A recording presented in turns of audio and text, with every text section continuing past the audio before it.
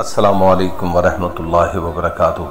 معزز سامعین، آج کا فرمان رسول صلی اللہ علیہ وآلہ وسلم سورت بقرہ کی فضیلت کے بارے میں ہے۔ تفسیر تبیان الفرقان، مفسر ہیں علامہ غلام رسول سعیدی رحمۃ اللہ علیہ تعالی، صفحہ نمبر 191 پر حدیث کوٹ کرتے ہیں۔ حضرت بریدہ رضی اللہ تعالیٰ عنہ بیان کرتے ہیں کہ رسول اللہ صلی اللہ علیہ وآلہ وسلم نے فرمایا، سورت بقرہ کو سیکھو کیونکہ اس کو یاد کرنا برکت ہے اور اس کو ترک کرنا حسرت ہے، اور جادوگر اس کو پڑھنے کی طاقت نہیں رکھتے۔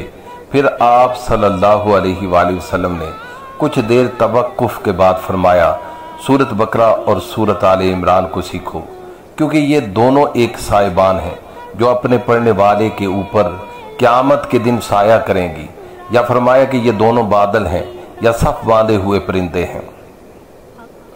حضرت ابو ہریرہ رضی اللہ تعالیٰ عنہ بیان کرتے ہیں کہ رسول اللہ صلی اللہ علیہ وآلہ وسلم نے فرمایا، تم اپنے گھروں کو قبرستان نہ بناؤ کیونکہ شیطان اس گھر سے بھاگ جاتا ہے جس میں سورت بقرہ پڑھی جاتی ہے۔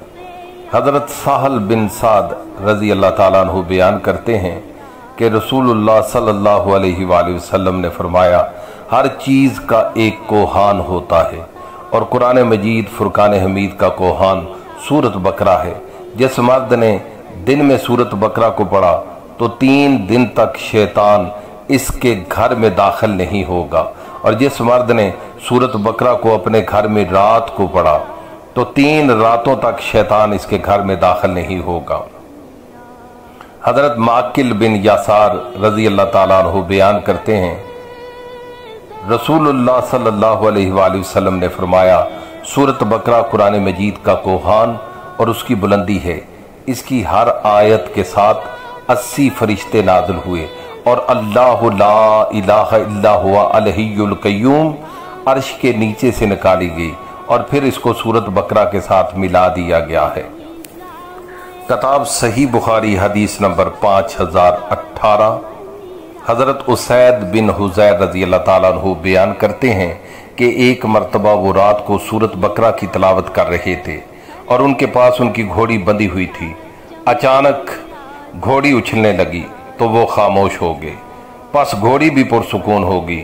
پھر انہوں نے تلاوت شروع کی، پس گھوڑی اچھلنے لگی، پھر وہ خاموش ہو گئے تو گھوڑی بھی پرسکون ہوگی۔ پھر انہوں نے تلاوت شروع کی، پس گھوڑی اچھلنے لگی۔ وہ واپس آئے اور ان کا بیٹا یحییٰ اس گھوڑی کے قریب تھا۔ ان کو یہ خطرہ ہوا کہ کہیں گھوڑی ان کے بیٹے کو کچل نہ دے، پس جب انہوں نے اپنے بیٹے کو گھسیٹ لیا اور آسمان کی طرف سر اٹھایا حتیٰ کہ انہیں کوئی چیز دکھائی نہ دی۔ پھر جب صبح ہوئی تو انہوں نے نبی کریم صلی اللہ علیہ وآلہ وسلم سے یہ واقعہ بیان کیا تو آپ صلی اللہ علیہ وآلہ وسلم نے ان سے فرمایا، اے ابن حضیر پڑھو، اے ابن حضیر پڑھو۔ انہوں نے کہا، یا رسول اللہ صلی اللہ علیہ وآلہ وسلم، میں اس سے ڈرا تھا کہ وہ گھوڑی یحییٰ کو روند ڈالے گی، اور یحییٰ اس کے قریب تھا۔ پس میں نے اپنا سر اٹھایا اور یحییٰ کی طرف موڑا، پھر میں نے اپنا سر اٹھا کر آسمان کی طرف دیکھا تو وہاں پر بہت سے چراغ سائبان کی مثل تھے۔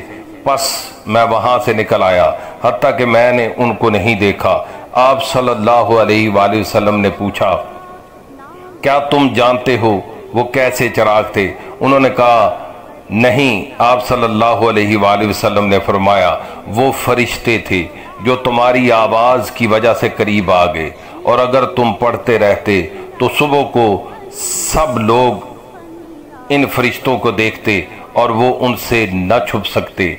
معزز سامعین، آج آپ نے فرمان رسول صلی اللہ علیہ وآلہ وسلم سماعت فرمایا۔ میں اس یقین سے آپ سے اجازت چاہتا ہوں کہ اس فرمان رسول صلی اللہ علیہ وآلہ وسلم کو دوسروں کو شیئر کریں گے اور مجھے اپنی دعاؤں میں یاد رکھیں گے۔ اللہ تبارک تعالیٰ آپ کا اور میرا حامی و ناصر اللہ نگہبان۔